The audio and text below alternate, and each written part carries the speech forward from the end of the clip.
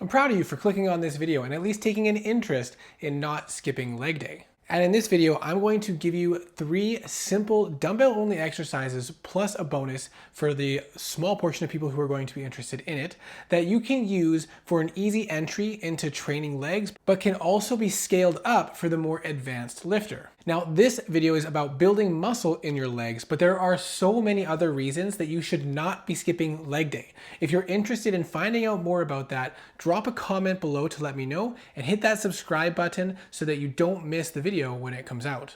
Now, before we get into the individual exercises, I wanted to point out how body position has an impact on your leg training. With any sort of squatting motion, the angle at which your upper body is positioned is going to slightly shift the emphasis or focus of the muscles that are being targeted. If you are keeping your chest straight up and down when you squat down, you're going to put more focus on the quads. And if you are leaning forward, you're going to put slightly more focus on the glutes and hamstrings. And this is going to be important for how you want to customize the exercises for your routine. And it applies to any squatting motion, 2 of which we're going to be talking about today. The first leg exercise we're going to be talking about is the dumbbell squats. Now, if you struggle with grip strength and you're failing on grip before your legs are failing, there's a few different things we can do to counteract that. One of them being you can get grip wraps or whatever you want to call them that are going to wrap around the dumbbell and wrap around your wrists so that you have more support around your wrist to hold the dumbbells up and you're not fully relying on your grip strength. But we're going to talk about another technique shortly, which can be used for intensifying the workout or helping to mitigate the grip strength aspect. Now, with the squat, as I mentioned, there are a couple different ways you can do it to focus on different aspects of your legs. You can switch it up from workout to workout, or you can use one squatting motion to focus on quads and another squatting motion to focus on glutes and hamstrings a little bit more. So with the squat, regardless of how you position your upper body, you want to make sure that as you go down, you keep your chest in position and your head up.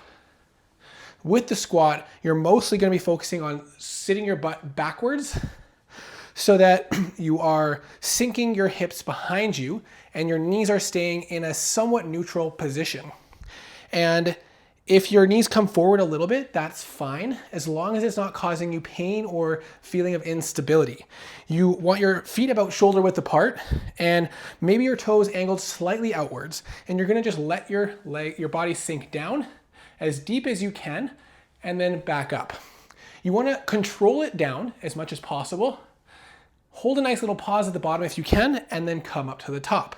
Now, if you're failing on grip strength or you don't have access to heavy enough dumbbells to feel like you're getting a really good workout with the squats, something you can do is long length partials. And it seems a little bit counterintuitive because when you're bending down, you're shortening your whole body, but this is the longer stretch in the quads. And if you stay in the bottom half of the motion and do your reps that way, it's going to add a lot more tension and it's going to maintain that tension the whole time. And you're going to feel the burn and the fatigue set in a lot quicker, which is going to allow you to reduce the number of reps and total time in the workout and provide a more intense stimulus to the muscle, even with less weights. Now, again, if you keep your chest up, you're going to hit the quads a little bit more. And if you let your chest lean forward more, you're going to do a little bit more on the glutes and hamstrings. So chest forward more versus chest upright as much as possible. Now, in addition to the squat, you can either add or swap this next exercise, which is going to be hitting similar muscle groups, and it is going to allow us to focus on a couple other aspects of training as well. This is going to be the Bulgarian split squat, where you're going to be putting one of your legs up on a bench or firm surface behind you. Preferably, you want to allow your foot to rotate so that you have your foot on a slight angle and as much of the top of your foot is flat on the bench as possible to improve stability, rather than just having your toes. You want to have more contact with the bench. And then you're going to have your other foot out in front of you. A good way to find placement is to simply sit on the bench, put your foot out in front of you, and then use that as a standing up spot. Set your foot behind you, and then this is your position. you don't want your legs straight behind each other because that's going to make your stability much worse. So you want a slight separation of the contact points, and then you're just going to sink your body down.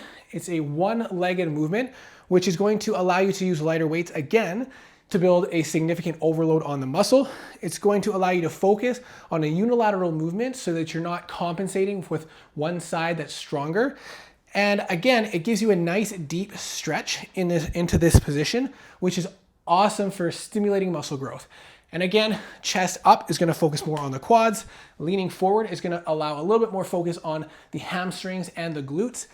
And you can weight this holding dumbbells on either side. This is an excellent exercise to add into the mix that allows for a nice deep stretch, a lot of progressive overload, and it helps you to work a lot on stability and focusing on each individual leg so you don't have any weaknesses. Now with these first two exercises, we're gonna get a lot of quad activation, and primarily that's what we're gonna be hitting with those squatting movements.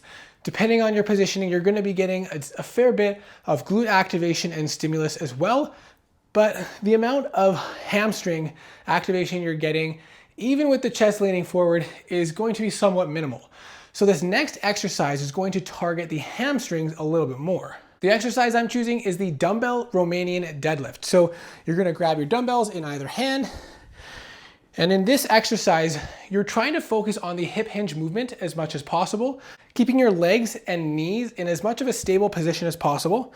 You're going to let your butt sink back a little bit, but then hip hinge down and back up. So it feels more like you're lowering your upper body down to the ground. You should feel a nice stretch in the backs of your legs here, the hamstrings, when you come down, and you want to hit that stretch point. If you're not feeling much of a stretch, you might not be going low enough, or you might be bending at the knees a little bit or sinking your butt back too far. So when you're first trying it, you want to make sure you're doing it nice and slow, lowering your upper body down, keeping your lower back as locked as possible, and just kind of hip hinging your body, not moving your lower legs as much as possible. Get to that nice stretch position in the hamstrings, and then come back up. This is another one where you might be limited a bit by grip strength, and so if you need to, you can get some grip wraps to help you continue to push through where your grip might fail so that you can continue to hit a higher stimulus for your legs. And now for the bonus exercise, for those of you who are going to be the few that actually do it, is calf raises. And you can do this with any slightly elevated surface. Stairs work perfect. I do have a full video breaking down some of the details about doing this at home and with dumbbells. If you want to check it out, I'll link it above.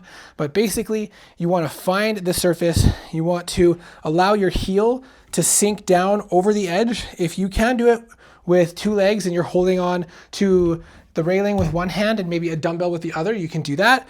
But if you have lighter weights or you want to do just body weight, one leg works great. You want to get right to the ball of your feet so that your heel sinks down as much as possible. This deep stretch is very important, and there are studies specifically on calves with this. The lower half of the movement from the deep stretch to neutral is really all you need, and that is where you're going to get the most stimulus and hypertrophy. The extra upward motion is not nearly as important. And so you want to make sure you're focusing on a deep stretch, sink down there, and then come up. Get that deep stretch, sink down there, and then come up. And you can weight this with dumbbells and get a really good calf workout by doing this. And then you just switch sides if you're doing it one leg at a time. Or if you're managing to do it with a heavy dumbbell, you can try to do 2 legs at a time as well. And this is going to fully round out your leg training with dumbbells only. But again, I know a lot of people are going to skip out on the calf training like I do most of the time as well. I hope you found this video helpful. Let me know in the comments what kind of things you do for leg training, whether it's with dumbbells or machines, or what your preferences are. If you're interested in other videos breaking down the top 3 or 4 dumbbell only exercises for different muscle groups, I've got a bunch on the channel, so go check them out. If you're enjoying my videos, please hit that subscribe button, hit that like button, drop a comment, do all the things to help support my small but growing channel, and I hope to see you in the next video.